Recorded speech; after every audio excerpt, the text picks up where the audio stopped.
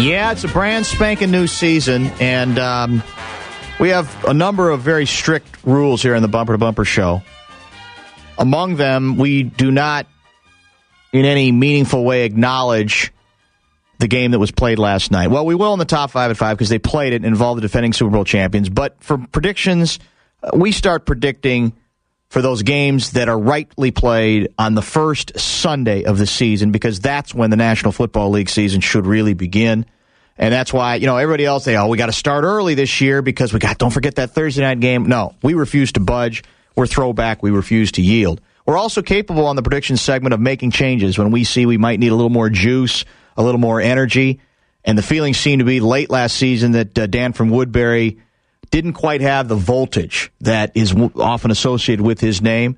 So I don't know if you'd, do the Favre analogy here, but I might as well go with it.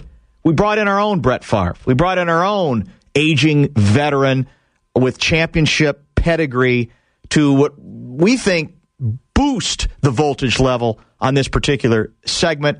And that indeed means that as we introduce Dan from Woodbury, we also bring in the one and the only Carl Gerbschmidt. Gentlemen, how are you? Well, I'm terrific. I'm glad Gerby's here because I'm actually playing golf at Tee It Up for the Troops. Yeah. They've been doing it for years. For years, yeah. Very good cause. Yeah. And so when he's going on his long rambling dissertation, that's when I'll be setting the phone down and hitting the shot and coming back, and I bet you won't even know I'm gone. Carl, welcome to the show. I'm not really. I haven't decided if I'm crazy about this or not. Say hello to Dan from Woodbury. You familiar with his work? Dan from Woodbury. I don't like him. I don't think he's very funny. He thinks he's real funny. He's not that funny. I think Common just went to hit a shot, Dan from Woodbury. Yeah, I did. We already have a breakdown in discipline here, our very first show. We might have Dan from Woodbury here occasionally. We may have Carl. By the way, why don't we start before we... Well, first of all, Carl, did you like that Brett Favre analogy? I don't really like being compared to that person. Well, I mean it as a compliment. Yeah, okay. Listen, my best days are still in front of me, okay? What's that? Terrible. Brett Favre's terrible. What? Brett Favre's terrible. He's what? Terrible. What? This is the second person who's saying that word funny to me today. Who was the first? It was in a tweet that I got. You're not twittering, are you not? Yeah, I'm a tweet. I did it for my friends, and all of a sudden there's 300 people there who I don't even know. It's kind of bothering me because I think people are making fun of me. Those are called followers. Yeah, there's a lot of people who I don't even know. Yeah. And I think some of them are from Minnesota because they've been kind of hassling me. And I'll tell you something right now. I'll find out who you are because, don't mess with me. If you mess with the bull, you get the horns, okay? You know what I mean? Yeah, they're afraid of you. There's no question about that. And, so, it's like I did this. I've had one actual serious question, which is about highway repair. Just one. Out of every... the rest of them have all been rather insulting. Roadkill? Yeah, and then one person said that he didn't like my picture, so fine. Well, I don't even know what is your picture. I've seen 5 different pictures, so I'm all confused. One that was up on there? Yeah. That's my brother Randy. Oh, that wasn't you. It's not me. No. I take care of myself. Wow. Well, he did have, shall we say, some blubber issues, it appeared. Randy likes to put it away. Kind of a prediction segment. There's no question. Now, why don't we... before we start... Yeah. I want to remind everybody that tomorrow is the Elk Mound Centennial Celebration. Oh, my God. In Elk Mound Village Park. Come on down. It's between 11 a.m. and 11 p.m. It's a long day. There's going to be a live DJ. Yeah. And lots of stuff for the kids to do. There's a beer tent and a soda wagon. And we're giving away lots of stuff. There's a recital of Jewelry Box Dancer at 1 o'clock. Okay. And there's a Little League baseball game at 2:30. So come on down to Elk Mound, right? Elk Mound Village Park. You can't miss it. Now, it's going to be big. It's a celebration of 100 years of Elk Mound. Will you be? Will you be able to give beer to your kids? First of all, you should be careful with that. You know what I mean? You don't want to give a kid too much beer. I don't think they're watching or anything like that. You don't want to do it in front of like the cops or nothing. So you don't want to overdo it, but if you want to tip back a couple with your toddler. I'm not going to tell you how to raise your kids. You don't tell me how to raise mine. All right. Okay. Well, that sounds like fun. It's a centennial of Elk Mound. Centennial. This weekend's tomorrow, so I hope I see everybody from Wisconsin and you people from Minnesota can stay home. In other words, you're not inviting anybody from across the border. Why?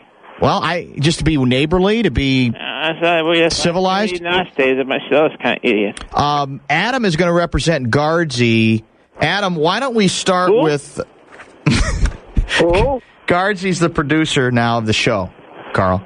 Who? What happened to Gary? Gary's been gone for years. And that wasn't even his main... Are you back or not? I can't tell what's going on with Common. Hello, I'm right here. All right. Say something funny. You're terrible. That's pretty funny. I don't sense much chemistry between the two of you thus far. I don't think he's very funny. Everybody says, he's a genius. He's so funny. Everybody says he's so funny. I don't think he's very funny. I think he's been drinking. I can't understand a word he's saying. He's slurring his speech. Are you already boozing it up before the big event tomorrow, Carl? No, sir. Not yet. It's late tonight. All right. Let me start with, without further ado, the Eagles and Carolina game. I have another question. Okay. Why do I have to pick these games? Some guy sent me a list of games. Well, because... And I had to pick these 4 games? Yeah. What? One of them is the University of Minnesota? Yeah, correct. Who cares? I don't predict Division III. Well, no, it's Division I. Yeah, sure it is. That's what you think. Yeah. Well, you can do your cheat... it's like... I don't understand. I can understand why I have to pick the Vikings because it's just stupid stations. And I know why I have to pick the Packers. Yeah. That's where I'm from. But I don't understand why I have to pick the Gopher football. I don't see how I could possibly win this. Do you understand that this is a Twin Cities, Minnesota-based program? Yeah, so there's about as much interest in the University of Minnesota there as I can't argue with you about that, but we're turning over a new leaf, Carl. We think we have the answer in Coach Brew, even though we didn't exactly show it against Syracuse last week. But we think we've got the answer. We got an on-campus. I had to go look it up. Well, that's okay. We got an on-campus stadium. No booze allowed. How do you feel about that? What? No booze at the stadium. Seriously? Yeah. Huh. Well, technically, it's not booze allowed at Camp Randall, technically. Yeah. Well, technically, at Lambeau, you're not supposed to be able to smuggle it in, right? Are you? But you do. Well, I don't think there's a rule. Yeah, there probably isn't. It is Green Bay. I'm ready to do my predictions now. All right, let's start. I want to start with Adam representing Gard. What did Guardsy give you on Eagles favored by 2.5 over the Carolina Panthers at Carolina? Guardsy takes the Eagles to cover. Lay the points, takes the Eagles. Guardsy takes the Eagles to cover. Dan from Woodbury, Eagles, 2.5-point favorites on the road, Carolina. Yeah, I think the Eagles have created some problems underlying we won't know about with the Vic thing early. I think Carolina will throttle Philadelphia. I'm not a big Eagles guy. They're all right, but I'll take Carolina in that game. Not only just to cover, they'll win outright. Carl? I think they're about the same. Whichever team loses this game will not make the playoffs.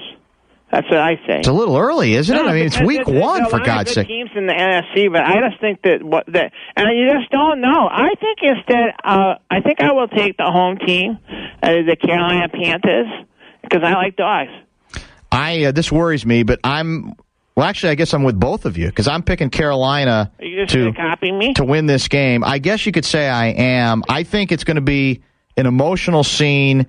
And at the end of the game, there'll be a tragic moment when somebody from the Carolina crowd throws a dead chihuahua at the Eagles bench. That's how it's going to end. It's going to end ugly. I don't think that's going to happen. I don't think he can even play this week. Well, no, but yeah, that's true. Will he be there though? Will he be can he even be on the sidelines? I don't know. Yeah, he probably can. Doesn't matter. He should. People are bitter about him, nevertheless. Regardless, I think it'd be more appropriate if it was a beagle. Because it rhymes with eagle. Yeah, it might be better. That's true. I just like saying chihuahua. That might be the most clever thing you ever said. Thank you. So I resemble that. Let's go next to the Green Bay Packers and Bears. All right. Bears are 3.5-point underdogs to Green Bay.